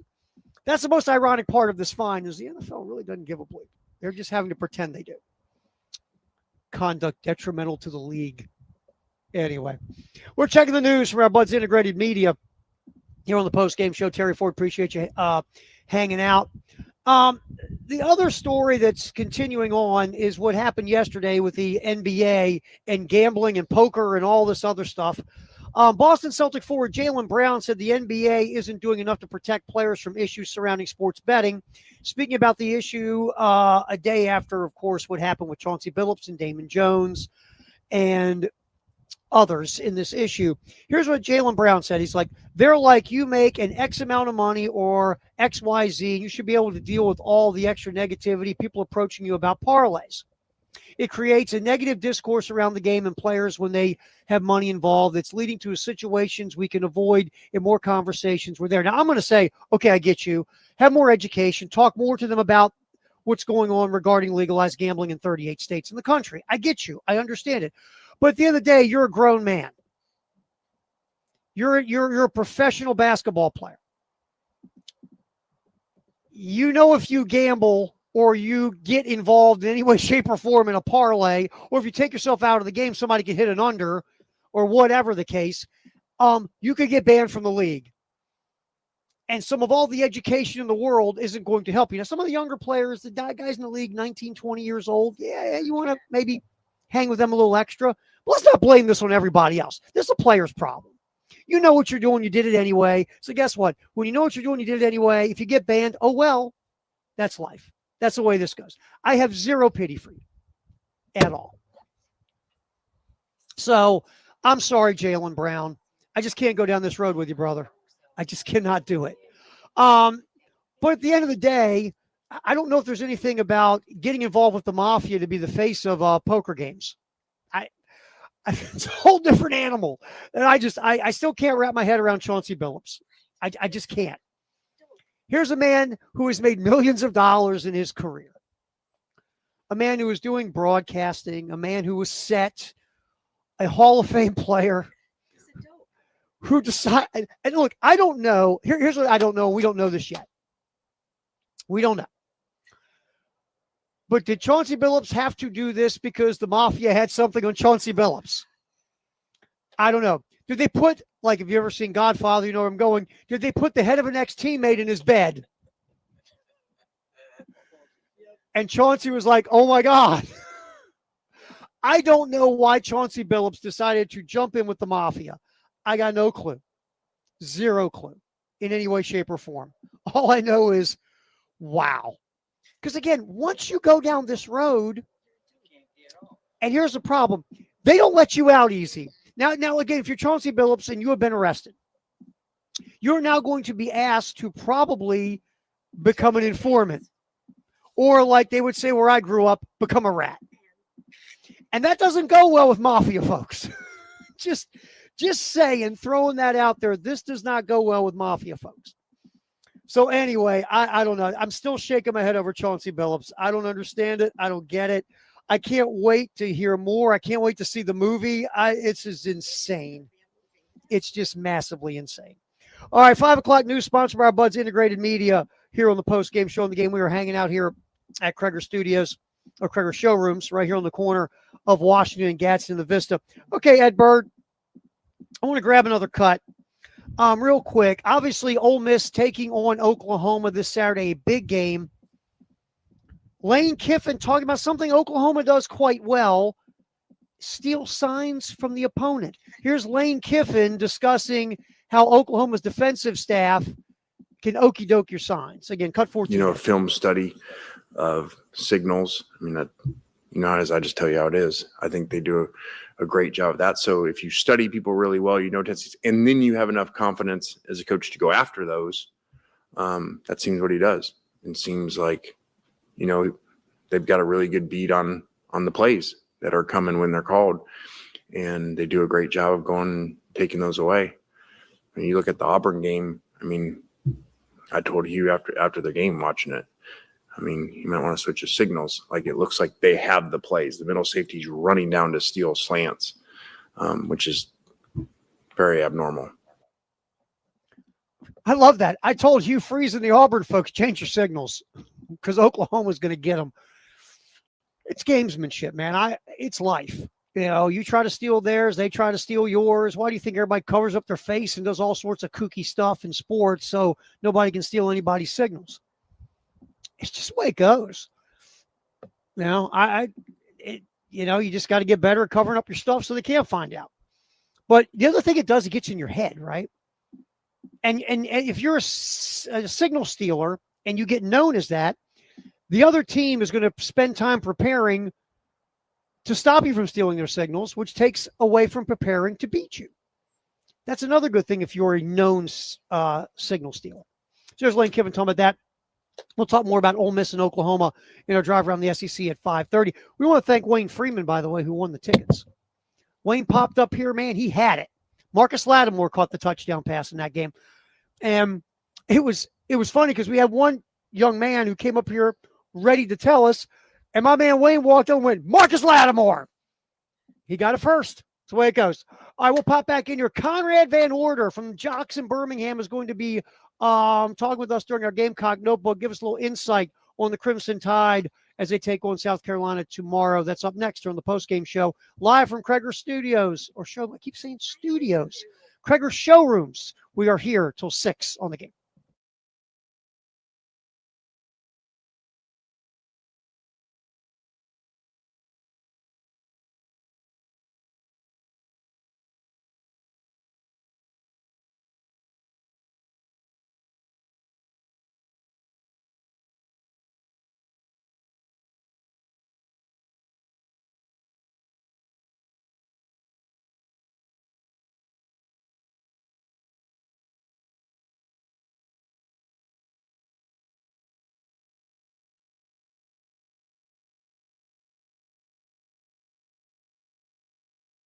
Take care. You out of here, man? Yeah. All right, good seeing you. Appreciate you. Thanks for stopping by. All right. Take care of yourself, okay? Thank you, you as well. Yep. See you later. All right.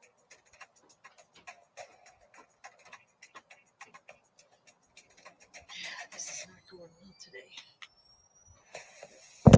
Yeah. It's too cold. Nobody's out here.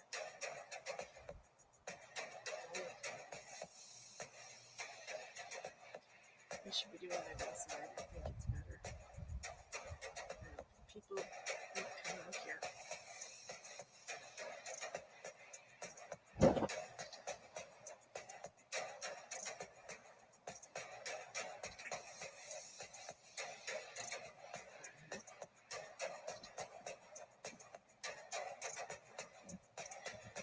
This report is sponsored by Carolina Conditions Home Services. Carolina Conditions Home Services specializes in generators, drains, and electric car chargers, making them your one-stop shop for all your comfort needs. Visit their website at carolinaconditions.com or call 803-233-7172 for expert service you can count on. Sponsored by the Blood Connection. Save lives, earn rewards. Hey, Midlands, save lives and earn rewards with the Blood Connection. Every donation can save up to 3 local lives. It's quick, easy. You'll feel great knowing you're helping your neighbors. Not to mention, you'll be a hometown hero. Visit thebloodconnection.org to find a nearby donation center. Donate today. Be a hero.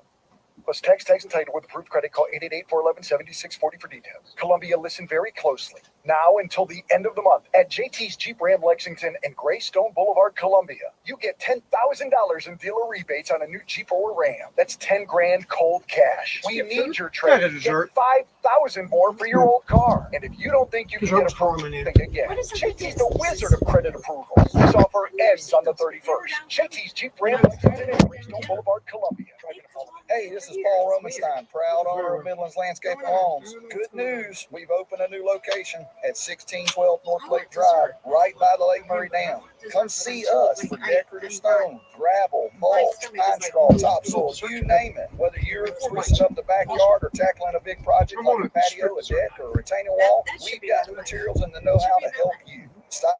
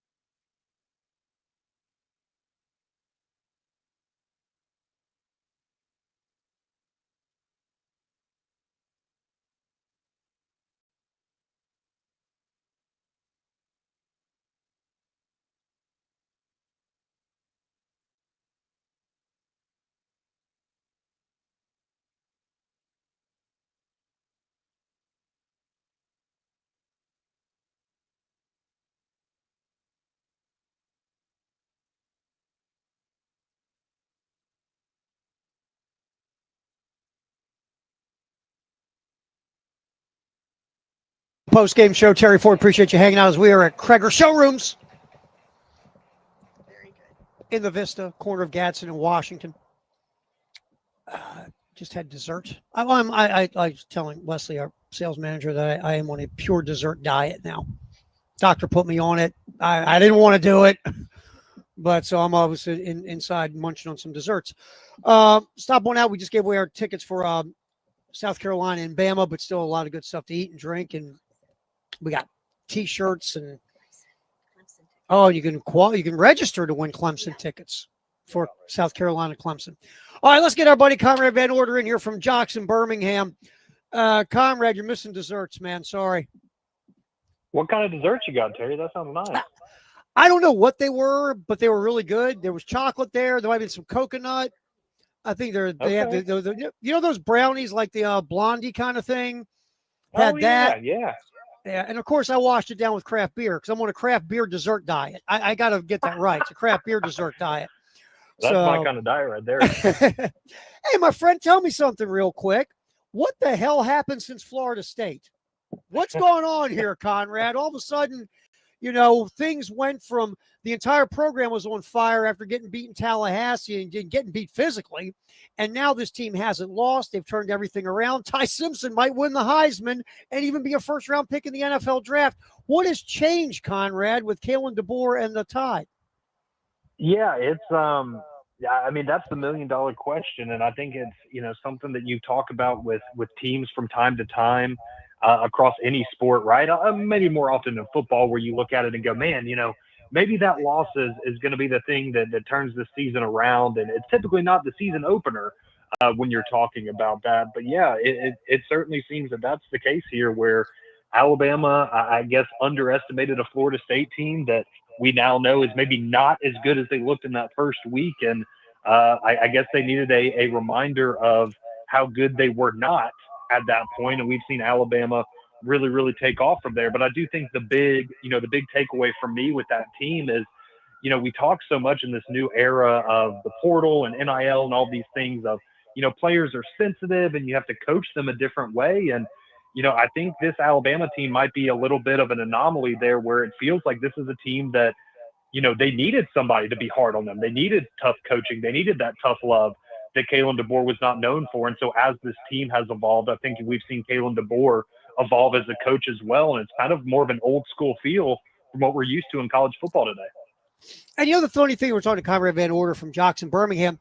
The ironic part of that, Conrad, is remember when DeBoer and the staff showed up beginning of last year, all we heard was, oh, wow, Caleb DeBoer and this staff, they're so much nicer than Nick, and the players, they're more player-friendly, and they're out there yucking and doing push-ups with each other, and everybody, it's like we're having a big group hug every day.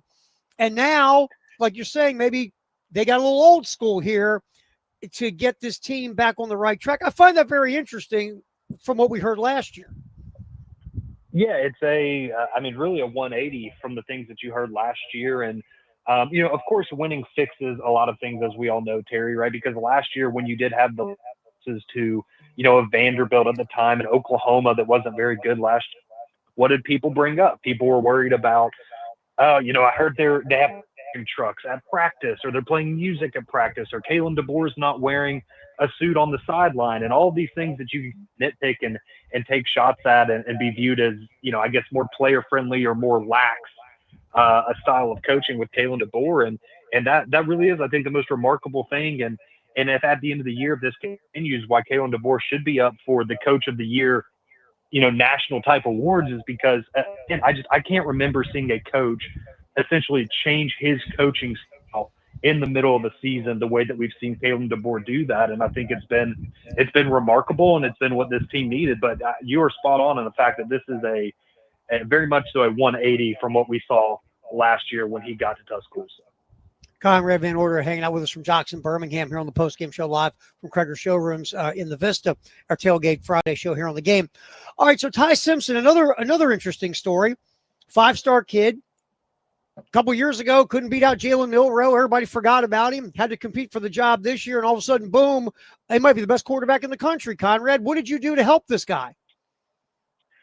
Yeah, I don't. I think anybody that told you they saw it coming from Ty Simpson would be lying to you, because I was in the more optimistic camp coming in, where I thought Ty Simpson would be good enough with the team around him to be at the point are. I didn't think they would be here where they are because of Ty Simpson, right? I came into the season with, man, if this guy is a top 25 quarterback in college football, then Alabama's got everything they need. And lo and behold, like you said, maybe he's the best quarterback that they've had. But, this is a guy that he came in, again, going back to the old school thing I was talking about with the coaching style. He's waited his turn. He's a coach's son. He knows the processes. He came to Alabama because that's where he wanted to be, and he stuck it out. And I think you've just seen a guy that has developed at a really high level very quickly, and has this level of maturity to him that's quite impressive. But I do think a lot of it also you have to give credit to Ryan Grubb, because that's obviously the new face in the room there on the offensive staff that you didn't have last year.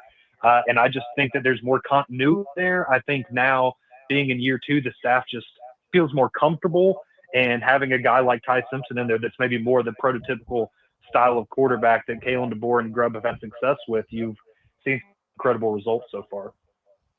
All right, Conrad Van Order, because, obviously Bama's a double-digit favorite coming into Columbia, South Carolina. Gamecocks have lost a couple in a row in the SEC, had a rough go at home against the Sooners last Saturday. Give the fan base here hope. How can South Carolina beat Alabama? What's the key here, Conrad, that we can pass off to Shane Beamer? I think and this might be the easy answer, but I think the reality is, right, you're going to have a Lenora Sellers legacy type game, it feels like, if South Carolina is going to want to pull off the upset. Now, the thing that does work in your favor, if you're the Gamecocks, right, is Alabama coming off of 4 straight top 25 opponents. They've got a bye next week. They've got LSU right after that. Maybe they're a little beat up. Maybe they're tired. Going on the road, it was something that was a problem for them last year. So I think all of those things certainly work out in South Carolina's favor, but it's certainly going to have to be a situation where Lenora Sellers kind of puts this offense on his back, and they're going to have to finish drives with touchdowns, because that's one of the greatest strengths of Alabama this year defensively, yards between the 30s, right? But once you start getting inside the 30 and especially inside the red zone, they really start clamping down. So for South Carolina, they're going to have a big day in the red zone, which I know is not one of their strengths offensively this year. But I think that's the path to victory right there. A big day from Sellers, and you're going to have to finish drives with touchdowns. All right, we're going to pass this along to Shane and the crew. And if South Carolina does win and they follow this, it's going to be your fault. And everybody in the state of Alabama is going to want to do bad things to you. Yes, I know. I understand that's exactly how this will go. Hey, man, I always appreciate you, my friend. I know I hit you on short notice today, so thanks a lot for your time, Conrad. No problem, Terry. Always a pleasure, man. All right, man. We'll see you, bud. All right, Conrad Van Order from Jocks in Birmingham. Give us a lowdown on the Tide. A drive around the SEC, looking at the schedule in the Southeastern Conference. That's coming up next here on the postgame show live from Cregger Showrooms as we do our Tailgate Friday show till 6 here on the game.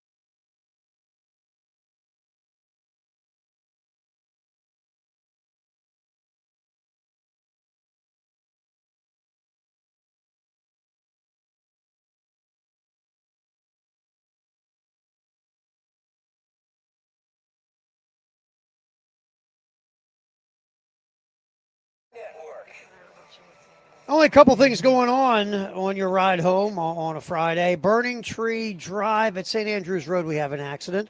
Also, I-77 northbound at Leesburg Road, that's exit 9B, and US 601 near I-20. And obviously our typical construction situations around the area to kind of navigate yourself around as well. And there's your check on the traffic.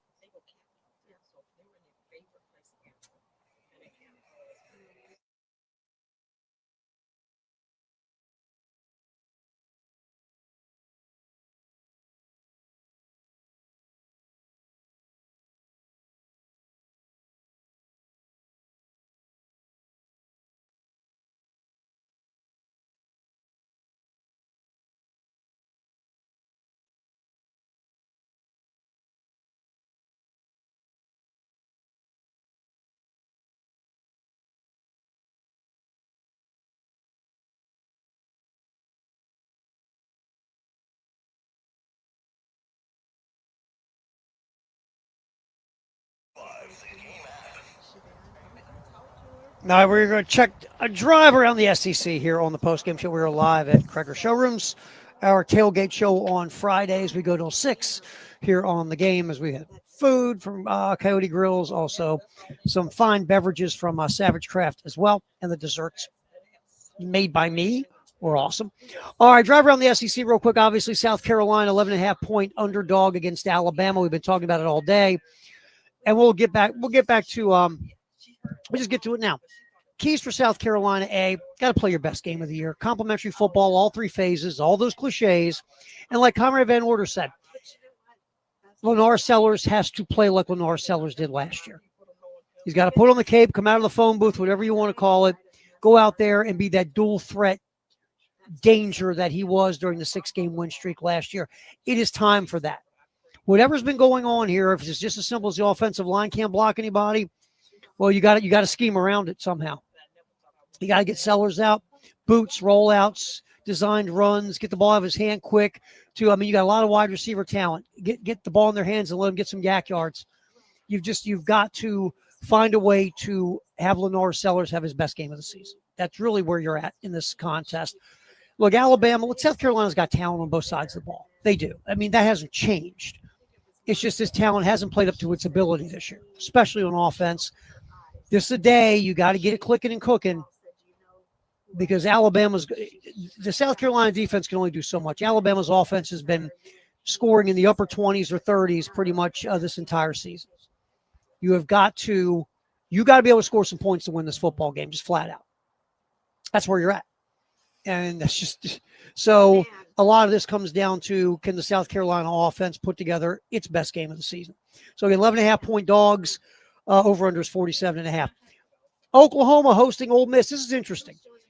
The marquee battle here is the Ole Miss offense and the Oklahoma defense, right? Because the Oklahoma defense, one of the best in the country, Ole Miss offense, one of the best in the country. But to me, the winner of this game will be who plays better, the Oklahoma offense or the Ole Miss defense. Because here's another interesting caveat. Ole Miss defense can't stop the run. You know who can't run? Oklahoma.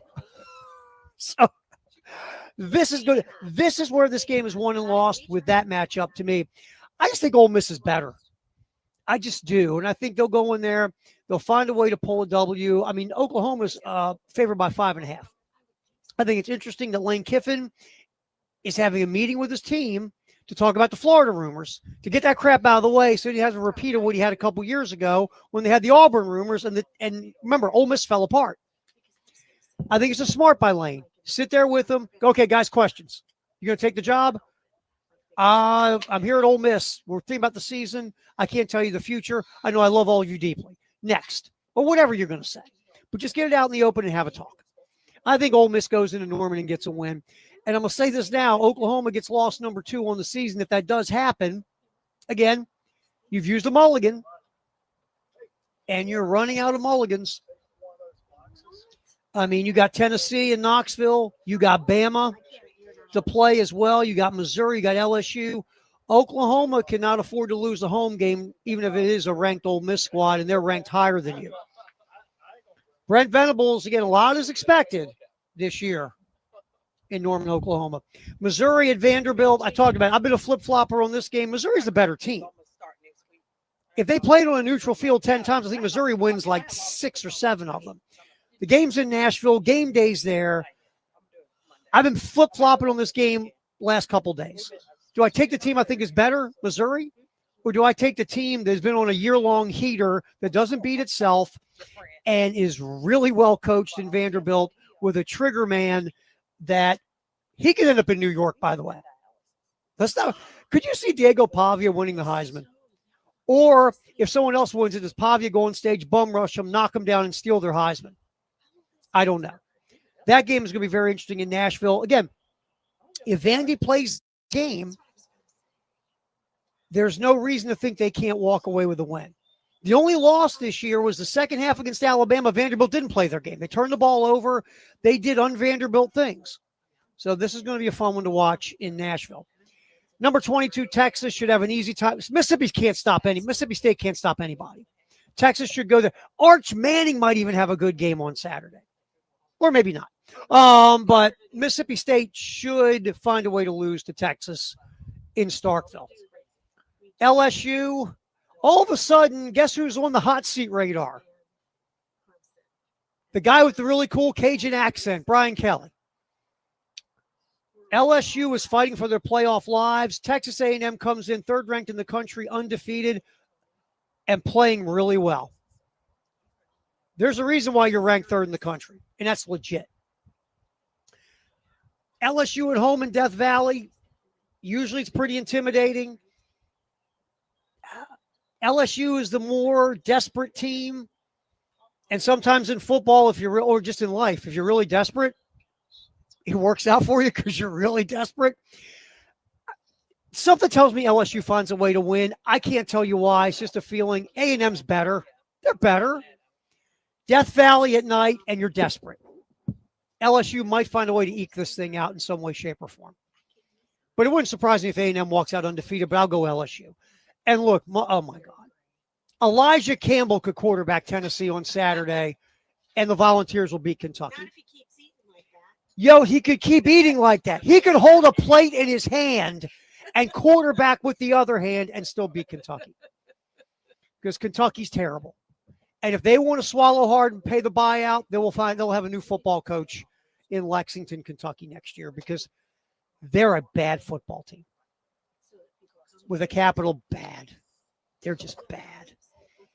All right, that's your drive around the SEC with what's going on. Obviously, baseball-wise, Tony Vitello talked to the media after becoming the San Francisco Giant manager. Again, I give Buster Posey credit for the onions. It's an onions move. I wouldn't have done it because I don't think it's going to work, but I will give you credit for going for it. You're swinging.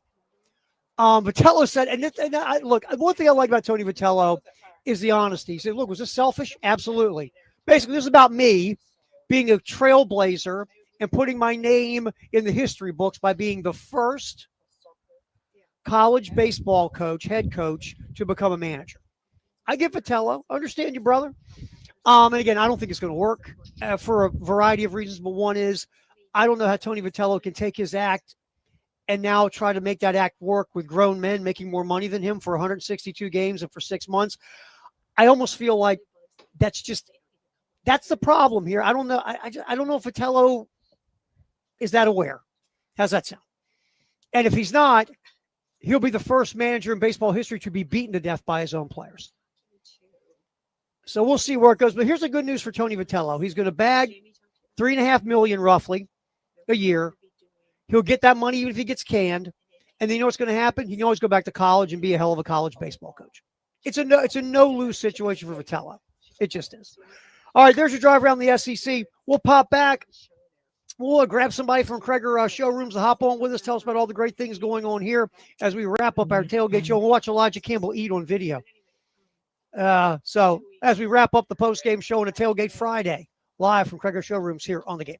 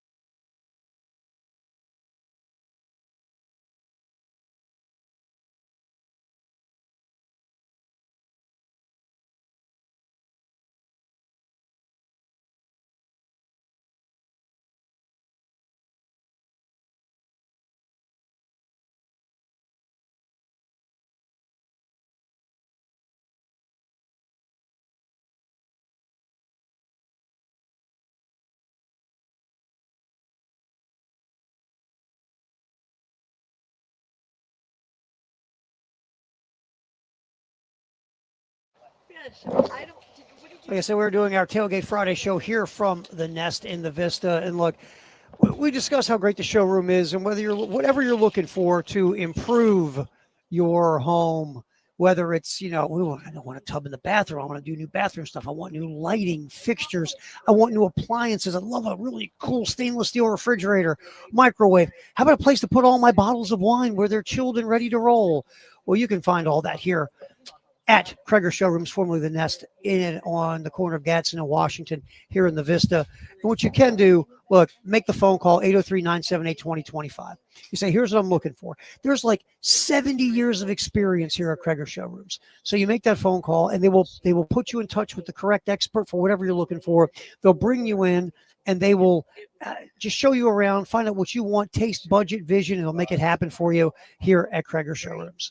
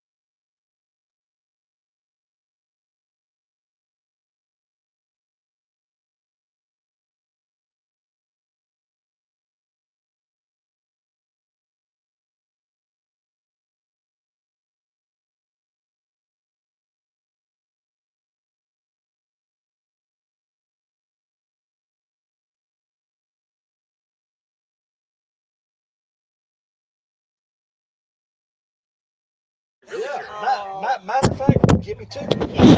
All right, we're just chilling as we wrap up a Tailgate Friday at Cregger Showrooms. Formerly Nest here in the corner of Gadsden and Washington. Graham's here. How you doing, bud? If it gets any better, I don't think I can stand it. I telling you what, good. the tingliness that you just carry around with you for all this, especially when you get to jump on the radio. Now it's going to be tough to beat your guy over there. Yeah. Well, he set the standard last week doing this. I hear you, Brian. Brian's Brian. He does a good job, but he's him. I'm me. I have to admit, I've been doing this 4 years. It's the first time anyone's used the word girthy on the radio in my time here in 4 years. First time I've ever heard somebody use girth and sexy to describe a grill. A grill. Yeah, tell me about it. I won't lie to you. I've been doing this my whole life. It's one of the maybe 5 times I can think of in my entire radio career. I was kind of speechless for a second. I hear you. The grill was sexy and girthy, and I just didn't know where to go. Yeah. And because you get these ideas in your head of what you'd like to say that you can't. Exactly. And so you just go, okay, it's probably just time to move on. Yeah. I'm sure a few beverages probably help. Oh, sure. Absolutely. Yeah. There's no doubt. All right. Absolutely. So obviously we love coming out here and hanging out with you guys. You guys too. Absolutely. So as you know, and again, if someone's like, okay, Cregger Showrooms, I kind of get it, but help me out with it in case if someone hears this and says, well, what can you do for me at my home? What do you typically answer? Pretty much anything you want related to plumbing, lighting, and appliances. The expertise inside this showroom is second to none. The experience that Mandy has in the world of lighting, the experience that Rachel and Nikki have in the world of plumbing. I'm a 20-year veteran whenever it comes to appliances. That's what you're getting. It's the customer service. It's the experience. It's the knowledge. It's you don't want to buy this because you want to buy this because it's going to be better. And if you have a problem, you're going to get better back in support. That's the name of the game and the basis behind pretty much every recommendation we make, what I'm thinking, I'm coming up with a promotional idea that if someone wants to get some plumbing put in, Nikki can go to someone's house and do the plumbing. She absolutely could, but What do you think? I just there's a visual there that I just don't know if I can fathom. Yeah, I hear you. I hope she's listening right now. I do. I think that ran through my head. The visual of Yeah, Nikki coming in. And yeah. I'm here to do the plumbing. My Yeah. name's Nikki. What's going Yeah. on over here? What do you need? Hot on the left, cold on the right. Exactly. Yes. Oh man! So basically, someone would just call and they'd say, "Here, this is what I'm looking to do," Mhm. and you have an expert in every field, like you just said. And then the call would get to the expert. You just kind of a little preliminary conversation. Exactly. And bring them in, yeah, right? Yeah. I had some folks come in today. They needed a stove. They're planning to do a remodel, and I think at the end of the week they're coming in and they're going to meet with all three of us. We're going to help them for their individual plumbing, lighting, and appliance needs. But you're getting the expertise of one versus jack of all trades, master of none. That's probably the big difference. Yeah, and obviously when you're doing something to your home, which last time I checked is the biggest investment most people will ever have in their lives, 100%. you want people to know what the hell they're doing, Graham. I don't know. I'm going to limb. Yeah. I'm going to get a little crazy and kooky here. I love the ones that think they know what they're doing. Yeah. Oh, Yeah. we've all had that guy in the neighborhood. Yeah. Everybody's Yeah. had that guy, right? Yeah. Oh, yeah, I Uh-huh. do that. I do all that stuff. And they Yeah. come in and, Yeah. and all of a sudden. What was it? Adam always said, just DIY, destroy it yourself. Yeah. There's no doubt. Exactly. So what's the number to call if somebody wants to like yip with you guys maybe next week or whatever? 803-978-2025. That's here in the showroom. You've got access to myself, Brian, Nikki, Rachel, Mandy, all of us. We're here to serve you however we can. We can hit any price point, but we want to make sure that you have a good product and that if there's a problem, you can always call us to help you solve the problem. And you have the cool, if you go online, you can look at the cool stuff you guys do in the showroom, which is fantastic. So if someone wants to check the old website, what do they do? Absolutely. Just go to the website. We actually just changed it. It's no longer the Nest. It's CreggerShowrooms.com. Look at you, because the name is Cregger Showrooms. So I'm Exactly. guessing the internet. Look at you. Yeah. Look Yep. at you, deep thinker you are. Look at you go. Sure enough. Look at you go. And now, if someone gets, like I said, they get new appliances, do they get also a man purse signed by Graham? There's times where I might even include a dog with it. You never know. Well, there are You never days know. that dog. There are days. There are days. Hey, what Star doesn't know till it's too late. I'm just saying.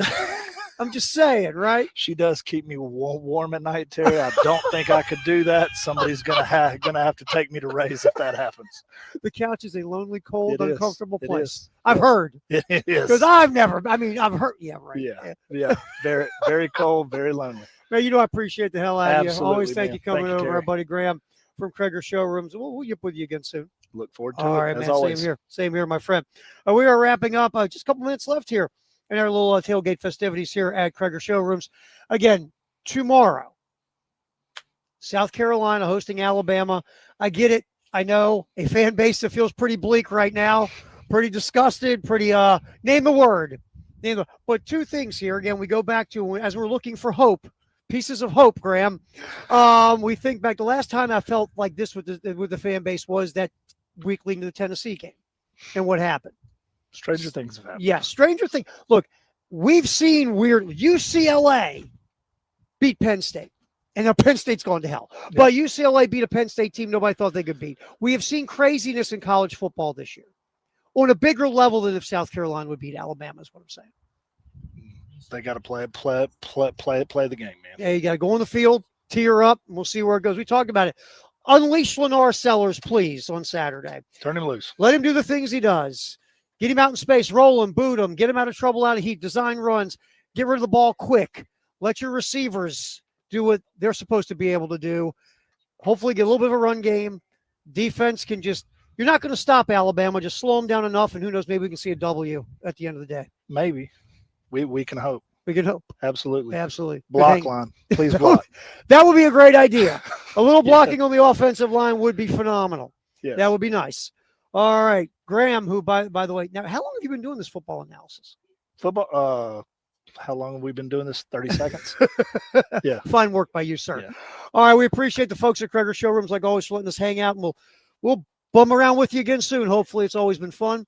We want to thank everyone, Rachel and the new guy. I forget his name. Brian. He was here. Was his name Brian? Girthy. Oh, Girthy Bryan. We're gonna start calling him Girthy Bryan. Girthy Bryan was here. Rachel's been here. Leslie, Elijah came here to eat, and that other new tech. What was his name? I can't remember his name. What was his name? That guy, Thomas. He was here too. Thank everyone. Appreciate you for hanging out with us. Ed Bird back in the studio, tearing it up today and talking in my ear and saying things I can't repeat on the radio because we'll get fined by the FCC. So thanks a lot. We will hang out. Hopefully, we'll be talking about a Gamecocks win on Monday. Gamecocks game day, 10:30. We get it going tomorrow from Jay's Corner. Tyler Head and myself kick off 3:30 with Todd and Tommy right here on 107.5 The Game in Columbia and our affiliate in Myrtle Beach at 100.3.